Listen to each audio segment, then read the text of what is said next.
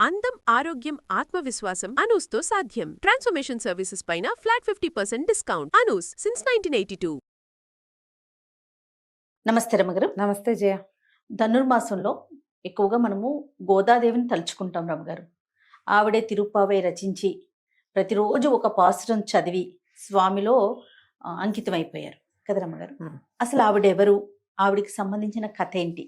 విశేషంగా చెప్పబడేటువంటి పన్నిద్దరాళ్వార్లుగా చెప్పబడుతున్నటువంటి 12 మంది విష్ణు భక్తులు, మహావిష్ణు భక్తులైన వాళ్ళు 12 మంది చెప్పబడతారు. వాళ్ళలో ఒకరు గోదాదేవి, ఒకే ఒక్క స్త్రీ భక్తురాలు. మిగతా వారంతా అందరూ పురుషులే. అందరూ పురుషులే. 11 మంది వాళ్ళు, 12వది అమ్మ. అయితే ఈమె ఈ 10 మంది ఆళ్వార్లలో ఒకరైనటువంటి పెరియాళ్వారికి దొరికింది. ఈమె అయోనిజగా జన్మించింది అని చెప్తారు. ఆమె ఎవరి సంతానమో తెలియదు. ఈ పెరియాళ్వారిని విష్ణు చిత్తులు అనేవారు. భగవంతుణ్ణి, విష్ణువునే మనస్సులో ఉంచుకునేవారు. వారు వివాహితులుగా చెప్పరు, వివాహితులు కాదు. తన జీవితాన్ని విష్ణువుకే అంకితం చేసి ఉన్నారు. శ్రీవిల్లిపుత్తూరు అనే గ్రామంలో వటపత్ర సాయికి దేవాలయం ఉన్నదట. ఈయన అక్కడ తులసి వనాన్ని పెంచుకుని రోజు తులసి మాలల్ని స్వామివారికి కైంకర్యం చేసేవారు. అప్పుడప్పుడు శ్రీరంగానికి శ్రీవిల్లిపుత్తూరుకి చాలా దూరం, ఎక్కువ దూరమే. అప్పుడప్పుడు స్వామివారికి కూడా విశేషమైన సేవా కాలానికి ఇక్కడి నుంచి దండలు వెళ్ళేవి. ఈయన మాలలు కట్టడంలో అద్వితీయమైన ప్రతిభ ఉన్నవారు ఈ విష్ణు చిత్తులు. ఇక నిరంతర విష్ణునామ స్మరణే చేసుకునేవారు. ఆయనకి ఒకనాడు తను పెంచుతున్నటువంటి తులసి కాననంలో, అంటే తులసి వనం చాలా పెద్దదట, అందులో తులసి చెట్టు మొదట్లో సంటి బిడ్డ దొరికింది. ఆడపిల్ల, స్త్రీ శిశువు, లక్ష్మీదేవి స్వరూపంగా ఉన్నటువంటి పాప ఇది. ఆయన పెంచుకున్నారు. అసలు అమ్మవారి గోదాదేవి హారతులు చెప్పేటప్పుడే చెప్తారు, కర్కటే పూర్వ ఫల్గుణ్యాం తులసీ కాననోద్భవాము, ఇట్లా చెప్తారు. కర్కటక మాసం అంటే ఇంచుమించుగా సూర్యుడు కర్కాటక రాశిలో ఉన్నప్పుడు, జూలై ఆగస్టు మధ్యలో ఆ కర్కాట మాసం. మనం చెప్పుకోం కదా, మనకి మాసాలకి పేర్లుండవు. మన మాసాలు చైత్రం, వైశాఖం. చంద్రుడు ఏ నక్షత్రంతో కలిసి ఉన్నాడో అది మన మాసంగా ఉంటుంది. అవునండి. ఈ చోళ సాంప్రదాయం, మనకి తమిళ సాంప్రదాయం, ద్రవిడులు ఆ పక్క వాళ్ళంతా కూడా, తమిళనాడు అంతా కూడా సూర్యుడు ఏ రాశిలో ప్రవేశిస్తాడో అది ఆ మాసంగా, అంటే వాళ్ళది సంక్రమణ మాసమే లెక్క. అవునండి. ఆ మాసాల లెక్క ప్రకారం కర్కాటక మాసంలో, కర్కట మాసం అంటారు, అందులో పూర్వ ఫల్గుణి నక్షత్రంలో, పుబ్బా నక్షత్రం, ఆ నక్షత్రంలో ఈవిడ జన్మించారు. పూర్వ ఫల్గుణి, ఉత్తర ఫల్గుణి అంటాం కదా. ఈ పూర్వ ఫల్గుణిలో ఆమె దొరికింది స్త్రీ శిశు. పరమాద్భుత సౌందర్యవతిగా ఉండి లక్ష్మీ కళ ముఖంలోంచి ఉట్టిపడుతూ ఉన్నటువంటి ఆమెని పెంచుకున్నారు. కోదయి అని పిలిచేవారు. పువ్వుల దండ కోదయి అంటే గోదా. ఈ అమ్మాయి గారు కాబట్టి ఆండాళ్ళు అనేవాళ్ళు. ఆండాళ్ళుగా, కోదయిగా ఎంతో ముద్దుగా చక్కగా వాళ్ళ దగ్గర పెరిగింది. అందరూ శ్రీ వైష్ణవులు. ఎవరికి వచ్చింది వాళ్ళు అమ్మాయికి నేర్పుతూ ఉండేవారు. ఒక చిన్న పాపాయి తిరుగుతూ ఉంటే ఏముంది, గలగలమని గజలు గాజులు ఆడిస్తూ ఆడపిల్లలు తిరుగుతుంటే సంతోషంగా ముచ్చటగా ఉంటుంది. వీళ్ళు స్వామివారి సేవాకాలం అంతా వాళ్ళు పైకి చెప్పుకునేటువంటి నాలాయిరాలని బోలెడన్ని రకాల దివ్య ప్రబంధాలు అవి వాళ్ళంతా చదువుతూ ఉంటే, తర్వాత కృష్ణాష్టకము అవి చదవబడుతుంటే అవన్నీ వింటూ పెరిగింది ఆమె. మెల్లిగా తండ్రితో పాటు తులసి తోటలోకి వెళ్ళి తులసి సేకరించుకురావటం, దండలు అల్లటం నేర్చుకుంది. ఆడపిల్లలు అట్లాంటి పనులు చేస్తే చక్కగా ముచ్చటగా బాగుంటుంది. ఈవిడ అందంగా దండలు కట్టడం చక్కగా నేర్చుకుంది తండ్రి దగ్గర నుంచి. ఇంకా బాగా, ఇంకా ఆడపిల్లలకు కొత్త కొత్త ఐడియాలు వస్తాయి కదా, ఆర్టిస్టిక్ ఐడియాలు వస్తాయి ఆడపిల్లలు. అవును. ఆమె ఇంకా ఎంతో నైపుణ్యంతో కళాత్మకమైన దండలు కట్టేది. ఈ దేవాలయం పక్కనే కృష్ణుడు ఉన్నాడు కదా, వటపత్ర సాయి, వారికి సమర్పించేవాళ్ళు. బాగుండేది. మెల్లిగా ఈ కృష్ణగాథలు విని విని విని విని అమ్మాయికి వ్యక్తత వచ్చేసరికల్లా కృష్ణుణ్ణి పతిగా భావించడం మొదలుపెట్టింది ఆవిడ. ఆయనని, భగవంతుణ్ణి భర్తగా భావించడం మొదలుపెట్టింది. మెల్లిగా దండలు కట్టేది. ఆ కట్టిన దండ వేసుకుంటే ఎట్లా ఉంటుందో ఒంటి మీద పెట్టుకుని చూసుకుని బావి నీళ్ళల్లో చూసుకునేదట. తన ప్రతిరూపం చూసుకుని అదేలేండి సంతోషించి స్వామికి వేసేది, స్వామివారికి పంపించేది. అదేలే పంపించేది. ఒకనాడు శ్రీరంగానికి ఈ దండలు వెళ్ళినప్పుడు మామూలుగా వెళ్తుండేది. ఆ దండ ధరించినప్పుడు స్వామివారు చాలా ప్రసన్నంగా కనపడేవారు. విగ్రహంలో సుప్రసన్నత కనపడేది. ఒక్కనాడు ఈయన పెరియాళ్ళవారు తన ఆ కూతురు ఇచ్చినటువంటి ఆ దండల్లో ఒక వెంట్రుకని చూశారు. అదేదో చిన్న ముక్క కాదు, పొడవాటి వెంట్రుక. ఈ నిడుపాటి శిరోజాలున్న కూతురు కట్టిన దండలో ఆమె వెంట్రుక వచ్చేసరికల్లా అపచారం జరిగిందని చాలా బాధపడి ఆయన ఆ దండలు మానేశారు.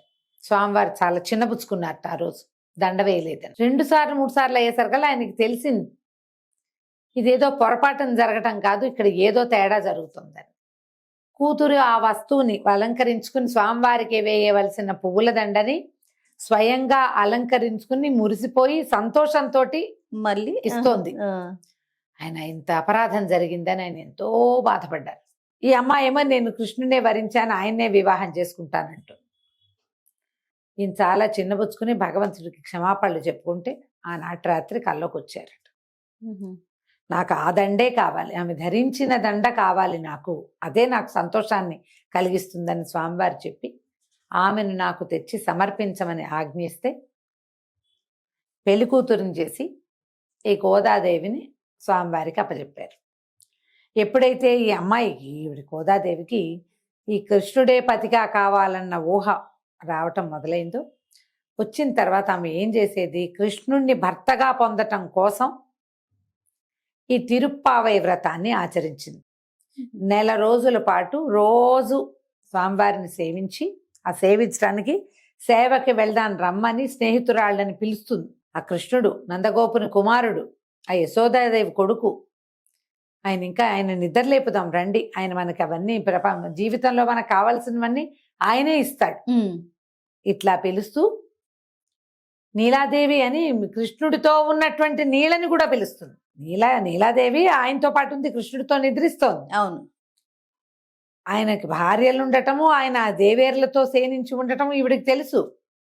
ఆయనే తనకు కూడా కావాలి. ఆ నీలా, ఓ అమ్మ నీలా, నువ్వు నిద్రలేవమ్మా, నువ్వు కాస్త తలుపు తీవమ్మా, అలాంటి పదాలు కూడా కనపడతాయి ఆ పావుసరాలు.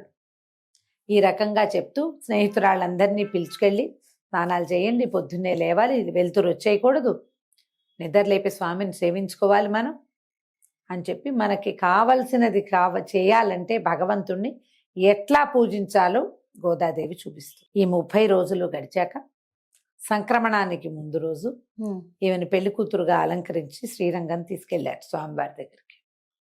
తీసుకెళ్తే ఈ వివాహ కళ్యాణం జరిగిన తర్వాత ఈమె స్వామివారిలో లీనమైపోయింది. విష్ణు చిత్తులు చాలా దుఃఖపడ్డారు, కూతుర్ని కోల్పోయానని. కానీ భగవంతుడే ఆయనకి ప్రబోధించి భక్తి మార్గాన్ని ప్రజలకి ఉపదేశించటానికి ఆ భూమాతే ఇట్లాంటి స్వరూపంలో వచ్చింది కాబట్టి ఈ మాయలోంచి తొలగిపో, నీకు జన్మించలేదు, నీకు లభించింది అంతే. ఎందుకంటే ప్రజలకి తెలియజేయటానికి, భగవన్ మార్గాన్ని ప్రజలకి అందజేయటం కోసం పుట్టినటువంటి శిశువే ఈమె, అంతకంటే రెండోది కాదని ఆయనకి నచ్చజెప్పారు. ఈ గోదాదేవి ఆయనలో ఐక్యమైపోయారు. అందుకని ఈ శ్రీరంగంలో కూడా ఈ 1 రోజులు విశేషంగా జరుగుతుంది. గోదాదేవి పూజింపబడుతుంది. తర్వాత ఆవిడికి విడిగా సన్నిధి ఉంటుంది. చాలా దేవాలయాల్లో మనకు కనపడుతుంటారు. లక్ష్మీదేవి ఓ వైపు ఉంటుంది, గోదాదేవి రెండో పక్కన ఉంటుంది. ఆండాళ్ళ సన్నిధి కనిపిస్తుంది. అవును అవును. తాయార్ల సన్నిధిలో ఆండాళ్ళ సన్నిధి కూడా ప్రత్యేకంగా కనపడుతుంది. ఇప్పుడు ఈ మామూలు విష్ణువాలయాలన్ని చోట్ల విశేషంగా తిరుప్పావై చదువుతారు. ఈ 1 రోజులు ఆమె చూపించినటువంటి మధుర భక్తి మార్గాన్ని అనుసరిస్తూ ప్రజలందరూ అదే మార్గాన్ని తీసుకుంటారు. అన్ని చోట్ల తిరుప్పావయ్యే పఠనం చేయబడుతుంది.